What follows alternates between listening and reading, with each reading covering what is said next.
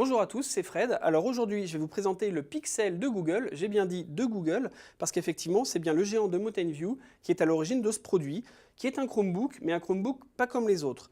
Pourquoi pas comme les autres? Parce que on voit sur ce portable donc un châssis unibody en aluminium du plus bel effet, très bien fini.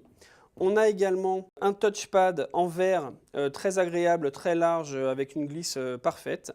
Et on a un clavier rétroéclairé, également bien conçu, avec des touches larges et quelques raccourcis bien pensés, avec en plus quelques accessoires comme ce capteur de luminosité en haut de la dalle, donc un produit nettement supérieur en termes de design et de finition aux autres Chromebooks. Du coup, il y a aussi une nette différence au niveau du prix. Il faut savoir que cette version 64 Go équipée d'un 4G LTE est quand même vendue, commercialisée à 1 499 $ aux États-Unis, sachant qu'elle n'est vendue que là-bas et au Royaume-Uni. Alors forcément à ce prix-là, on n'est plus du tout dans le registre des autres Chromebooks, mais on marche clairement sur les plates-bandes d'Apple et notamment du MacBook Pro Retina 13 pouces. La comparaison avec le MacBook Pro Retina 13 pouces est d'autant plus évidente que visiblement Google a voulu calquer la fiche technique de son Pixel sur celui d'Apple, du moins à certains points. Alors au niveau par exemple du poids du Pixel, on est à 1,52 kg quand le MacBook Pro Retina 13 pouces est à 1,62,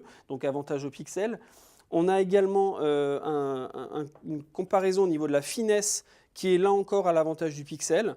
En parlant de finesse d'ailleurs et des tranches de l'appareil, on peut distinguer donc deux ports qu'on regrettera USB 2 et non USB 3 et un mini DisplayPort ici, alors que sur l'autre côté, on a un lecteur de carte SD MMC. Là où Google attaque encore plus frontalement Apple et son MacBook Pro Retina 13 pouces, c'est au niveau de la définition de l'écran, puisqu'elle est ici supérieure, elle atteint 2560 par 1700 pixels, d'où peut-être le nom de l'appareil. Une dalle qui, au passage, est tactile et revêt un format assez surprenant de 3,5 pour une diagonale de 12,85 pouces. Un format, d'après Google, qui est plus adapté au surf et au défilement des pages.